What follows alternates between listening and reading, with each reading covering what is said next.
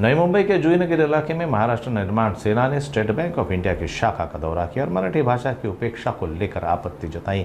मनसे कार्यकर्ताओं का कहना है कि बैंक में दी जाने वाली रसीदें और अन्य दस्तावेज केवल हिंदी और अंग्रेजी में उपलब्ध है, जबकि मराठी भाषा को अनदेखा किया गया है।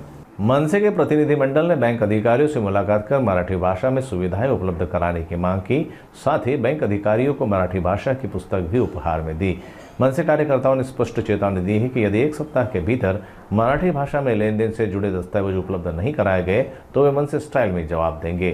मराठी भाषा के सम्मान को लेकर मनसे की यह कार्रवाई अब बैंक प्रशासन के लिए एक बड़ी चुनौती बन गई है। सन्माननीय राजसाहेब ठाकरे यांनी गुढीपाडव्याच्या सभेमध्ये सर्व बँकांचे व्यवहार हे इंग्रजी आणि हिंदी बरोबर मराठीत सुद्धा झाले पाहिजे याचा आग्रह धरला होता आणि त्या संदर्भात महाराष्ट्रातल्या विविध शहरांमध्ये महाराष्ट्र सैनिकांकडून सर्व बँकांना शांततेच्या मार्गाचं निवेदन देण्याचे आम्ही सुरू केलेलं आहे।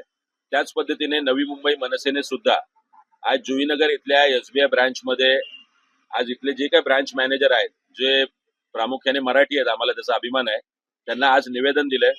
दुर्दैव असं की इथे सुद्धा असणाऱ्या एसबीआय ही एक सरकारी बँक आहे, तरी सुद्धा इथले व्यवहार आपण पाहताय सगळे अर्ज असतील, नवीन अकाउंट काढण्यापासून ते चेक पर्यंत हे सगळे जे अर्ज आहेत ते फक्त हिंदी आणि इंग्रजीत आहे।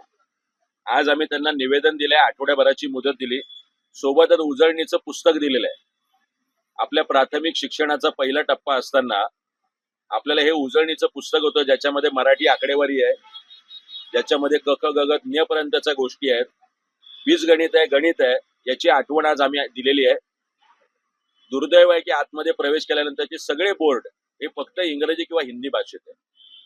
आम्ही विनंती केली आहे, जर या विनंतीला मान नाही दिला तर आठवड्याभरानंतर मनसे स्टाईल नक्की इथे या ब्रांच मध्ये आंदोलन होईल। ब्रांच मॅनेजरांनी उत्तर दिलंय की आमच्या हेड ऑफिस मधून या गोष्टी आलेल्या नाहीयेत, तर आम्ही त्यांना तेही सांगितलेलं आहे की आता आपण ताबडतोब पत्रव्यवहार करा, त्या पत्रव्यवहार केल्यानंतर त्याची प्रत आम्हाला एक द्या। आम्ही सुद्धा एसबीआयचं जे बेलापूरचं हेड ऑफिस आहे तिथे सुद्धा काही दिवसांमध्ये जाणार आहोत आणि त्यांना या गोष्टीची आठवण करून देणार आहोत।